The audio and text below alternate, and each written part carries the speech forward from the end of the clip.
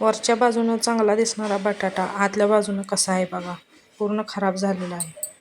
तर नमस्कार, मी आहे कल्याणी. माझ्या यूट्यूब चॅनलमध्ये तुम्हा सर्वांचं मनापासून स्वागत करते. माझे व्हिडिओ तुम्हाला आवडतात का? आवडत असतील तर लाईक आणि शेअर नक्की करा. आणि हो, आपल्या व्हिडिओला सबस्क्राईब करायला विसरू नका. आज मी करत आहे भेंडीची भाजी. त्याच्यामध्ये मी बटाटा घालणार आहे, म्हणजे थोडक्यातच बटाटा भेंडीची भाजी करणार आहे. तो बटाटा तर खराब निघाला म्हणून घेतला मी दुसरा बटाटा. खराब म्हणजे असं काही सडलेला वगैरे नव्हता बटाटा, ना आतल्या बाजूने पूर्णपणे काळा झालेला. नाही घेतला बाजूला, चांगलं होतं तरी पण ती काही इच्छा झाली नाही मला ते घ्यायचं. न कळत त्याचा असं कुचकट वास येत होता, म्हणून तो मी शेवटी टाकून दिला.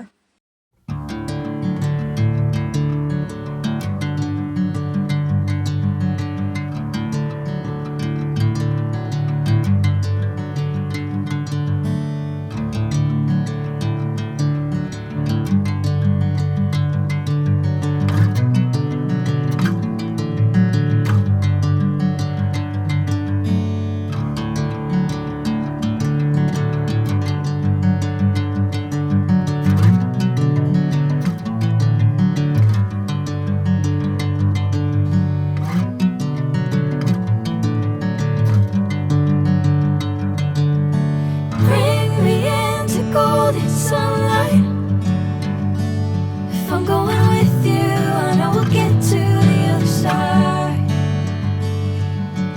Sinking in, I know this feels right. Catching a crazy love, moving through me like a wildfire, like a wildfire.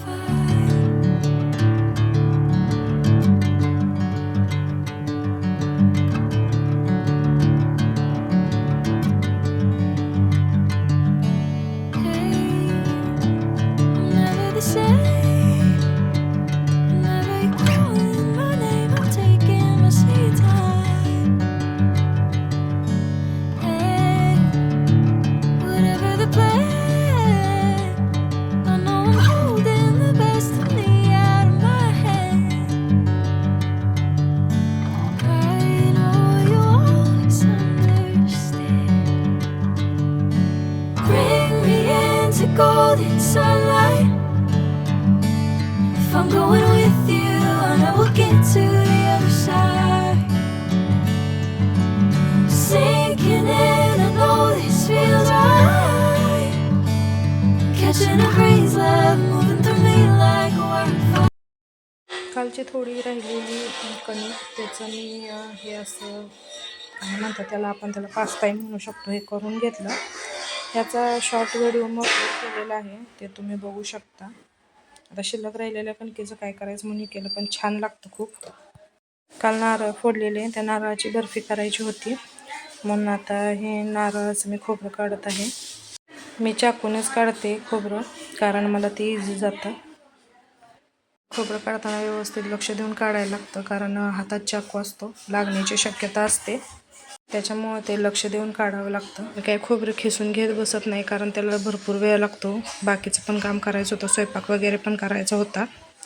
आणि सार्थकची थोडीशी तब्येत बरी नव्हती, तर त्याला पण दवाखान्यात घेऊन जायचं होतं. मग एवढं आणि कोण सगळं ते व्याप करत बसायचं, म्हणून मी ते मिक्सरलाच बारीक केलं. त्याची पण बर्फी खूप छान होते. मला थोडं तूप पाहिजे होतं, तर तूप पूर्ण संपलेलं. मग शाई साठवून ठेवलेली, मग लागलीच त्याचं मिक्सरला बारीक केलं. ते पण मिक्सरलाच लोणी काढून घेतलं आणि लागलीच ठेवलं तूप कडवायला, आणि दवाखान्यात जाऊन आले. व्यवस्थित सगळं हलवून घ्यायचं, परतून घ्यायचं व्यवस्थित. थोडीशी कढई मोठी घ्यायला पाहिजे होती मी, पण अगोदर आता छोट्या कढईत टाकलं, तर म्हटलं आता असू दे, परत आणि त्यातनं काढून आता परत दुसऱ्या ह्याच्यात घालेपर्यंत आणि ते थंड व्हायचं केलेलं मिश्रण. साखर अंदाजाप्रमाणेच घातलेली, जेवढं आपल्याला कमी जादा गोड पाहिजे तसं. आणि खरं तर मी ह्याचा कलर, म्हणजे खोबऱ्याचा कलर थोडासा डार्कच केलेला, कारण तसं पण छान लागतं थोडंसं, म्हणजे खमंग भाजल्यानंतर. पांढरट पांढरट असते ती बर्फी, काही ठेवली नाही. परतून पूर्ण कलर त्याचा असा केला आणि छान लागत होते. ह्याच्यामध्ये थोडंसं दूध पण घालायचं परत ते वेळेस. आता आमचा दूधवाला सकाळी आला नव्हता, त्यामुळं दूध संपलेलं, त्याच्यामुळे मी काय ते घातलं नाही. दूध किंवा दुधावरची शाई घालून सुद्धा व्यवस्थित परतून घेतलं की वड्या खूप छान पडतात.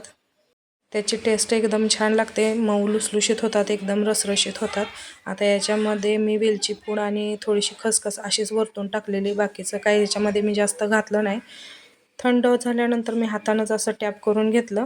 नंतर त्याच्या वड्या पाडल्या, छान पडल्या वड्या आणि चवीलासुद्धा छान लागत होत्या, एकदम मस्त.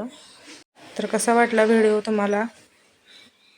आणि हो, पुन्हा एकदा आठवण करून देते, चॅनलला सबस्क्राईब नक्की करा.